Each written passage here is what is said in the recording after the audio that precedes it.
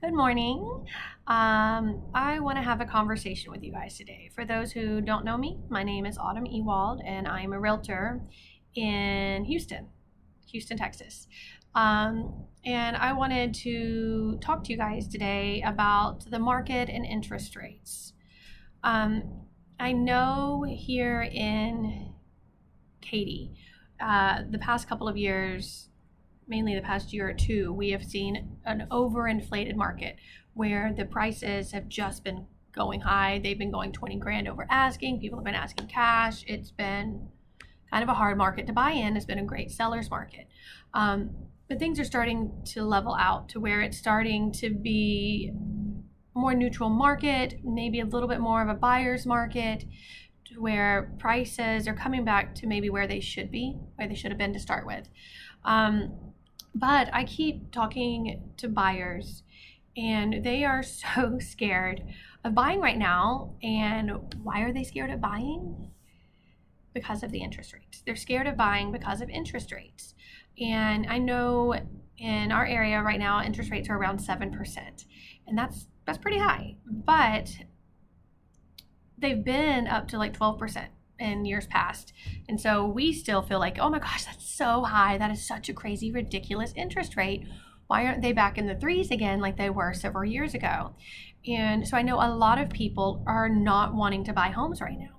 They're not wanting to buy homes because they feel that these interest rates are too high and they're waiting for the interest rates to come down. Or they're waiting for the market to crash. They think the market's going to crash. And maybe not. But here's the thing that I think, again, this is my opinion, is I feel in the Houston area is such a hub of businesses. It's such a place where people want to come and move, where businesses are moving, corporate companies are moving. And then in a market area of Katy, Texas, which is where I primarily am, is such a hot market. So many people are wanting to live here. And what I try and tell people is in Katy, Texas specifically, because that's the primary market I know, on average goes up 10,000 a year in appreciation, give or take. And that was before obviously we had this market spike of overpricing, overpaying for homes. And I think a part of that happened because people are moving to Texas from places like California or New York or other areas where the cost of living is so much more expensive. So with them selling their house, they have such a large down payment or can pay the whole house in cash because they have so much cash and equity from the homes that they've sold to be able to pay over asking to live here. And so that's made it a little bit harder of a market for the people who live here or have been here to be able to buy and move and sell. So one thing is I tell people, is Katy still a good place to live? Katy holds its home values. It has gone a little overpricing. And I like to tell people there was spring 2022 pricing and there is fall 2022 pricing. They are not the same. We're not still seeing things selling over asking. And you want to know why? Because people are scared of the interest rates. There's still people who need to be buying houses, who still want to buy a house, but they're so scared of the interest rates that they're not doing it. But here's a question I've been asking my clients. What are you noticing the house prices doing right now? Are they still climbing? Are they getting higher? No. Home prices are starting to drop. And you know why they're dropping? Is because less people are wanting to buy right now because they're scared of the interest rates. And here's what I tell all those people. I said, look, if you can't afford the house because you can't afford the house at the interest rate, I get it. But if you can't buy the house because you don't want to pay the interest rate, now we're going to talk. Now I'm talking to you. If you are scared of the interest rate, that it is keeping you from buying a house right now when you want to buy a house, like you need a house, but you're so scared of the interest rates, this next part of the conversation is for you. Let's talk. So as I just said, housing prices are dropping, and they're dropping because of interest rates, because the interest rates are going up. And even though there are people that are wanting to buy and needing to buy, they're scared of the interest rates, so it's keeping them from buying. And what is going to happen when interest rates drop? Because I've talked to a couple of different loan officers, and they are guessing, again, because nobody knows for sure, they are guessing that interest rates are going to drop to the fives sometime next year. What do you think is going to happen when interest rates drop into the fives next year? What's going to happen? All of these people that have been so scared of the interest rates to buy, they've been too scared to buy because the interest rates are so high, they're going to start buying houses. They're going to start looking and trying to buy houses.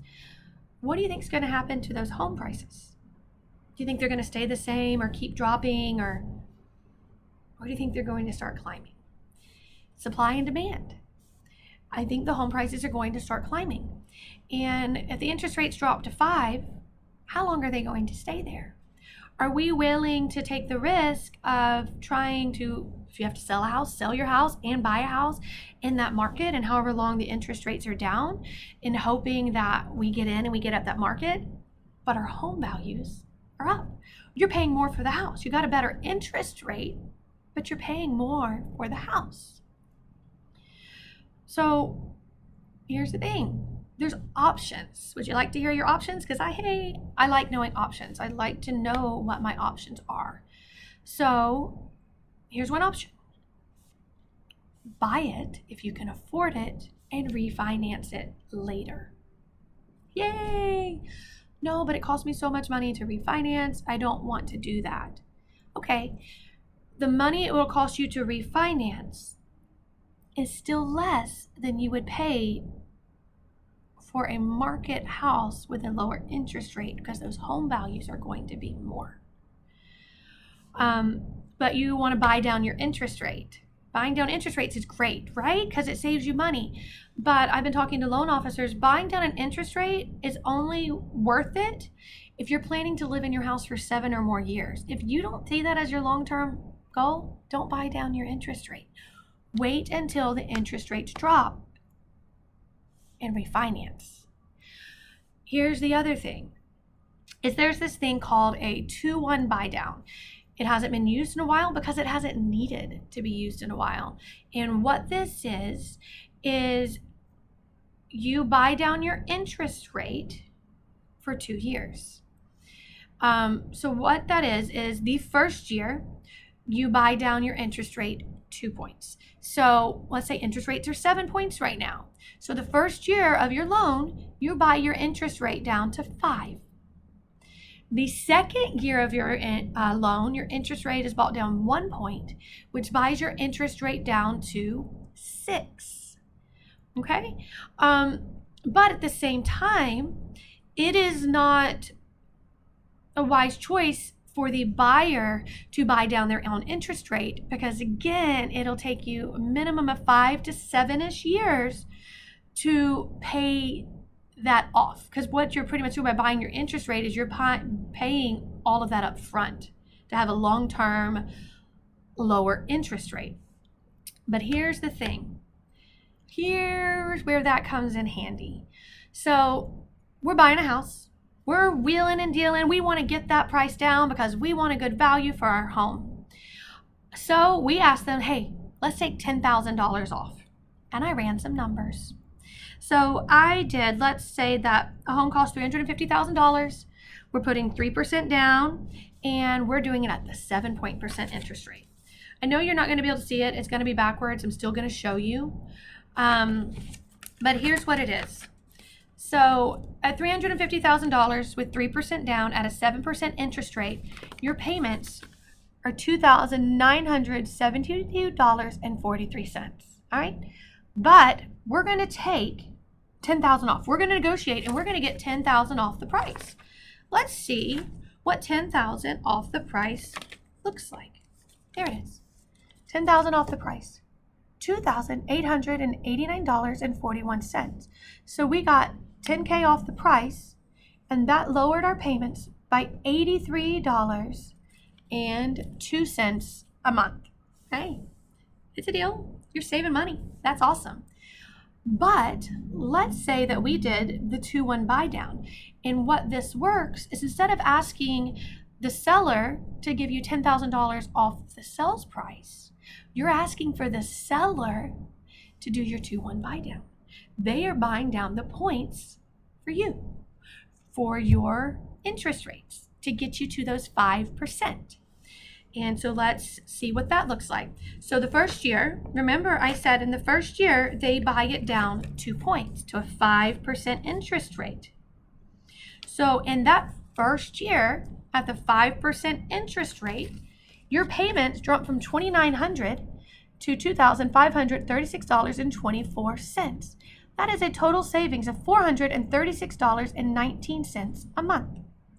So you're saving $400 a month by asking them to buy down your interest rate with a 2-1 buy down instead of asking them for $10,000 off.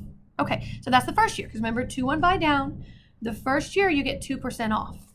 The second year, you're gonna get 1%. Let's see what 1% looks like. Okay, at a 6% interest rate with 1, you get it down to $2,749.20.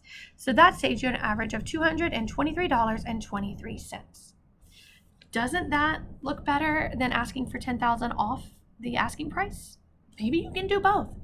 Maybe not. But I was asking a loan officer to explain the 2-1 buy down to me a little bit more because I knew that part of it, but I didn't understand all of it. And how he explained it to me is that the seller is paying the money up front for the 2-1 buy down.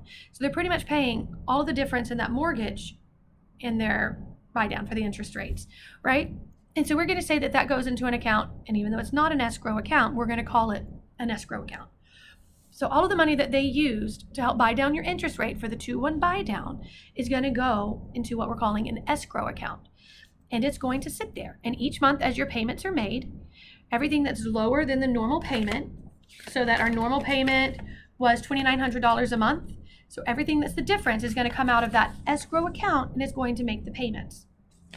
So let's say we buy now, we get the 2-1 buy down, and next year interest rates drop to the 5%. Well, I did this 2-1 buy down. Is that going to help me? What does that do? Yes, it does.